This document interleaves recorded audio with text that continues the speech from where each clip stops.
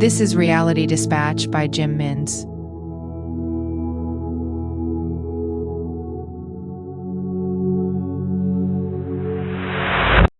Juanita heaved as she pulled and tugged on the fire hose that was originally positioned in the administration area, snaking it all the way down the corridors, past the cells, and eventually reaching door 227. She lifted the nozzle and prepared to open fire a hydrant of liquid that would have flow-on effects to the comfort of the other inmates, if anyone could consider comfort an attainable attribute to a place like this. As horrible as they appeared, these facilities were what the New York State Prison Board considered to be the high-class and cleanest areas that Rikers Island could provide.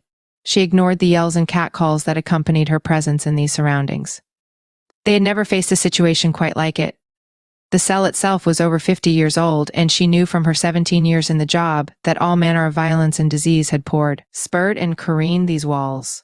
The pale brick under had appeared in good condition, save for a yellowing complexion that was masked under a tub of orchid white paint. Notwithstanding the touch-up the effect of the paint had had, her instructions were to make the room itself as hygienic as a dinner plate about to serve a steak meal. A tall order. For no matter how much of the high-powered hose she showered into these parts, nothing would be enough to convince her, and it was her opinion the board was placing this measurement. There was also talk of converting one of the padded cells used for the high-risk inmates, but they were located up a level and access, in case of an emergency, to the notorious potentially inbound resident would be fraught. Instead, this lower-floored cell was chosen as the residence of choice based on its size. It was able to fit 4 bunk beds, which would allow for the inmate and 3 non-inmates on security detail, whose job was legislated to be providing round-the-clock security.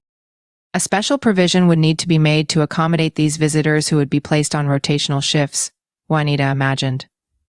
For who would want to be housed inside the walls of a prison if they hadn't been convicted to do so? She certainly had the option to go home.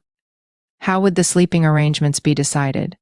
Would the president be placed on the bottom left with a detail on the top and 2 other details opposite to the right? Would the details sleep at all? Would they be housed in the cell with the former commander-in-chief with firearms? Noting this was an offense in itself, how would this law be curtailed? She wondered about this and other logistical requirements as she sprayed the walls and heard the inmates yell and complain as pools of water swept into their cells from the cracks between the floor and the cell doors. Nothing was guaranteed that when the sentence would be handed down, this would be where the former president would be housed. Nevertheless, the governor and the board wanted to make sure that the accommodation was in shape for the unthinkable. What was once unthinkable?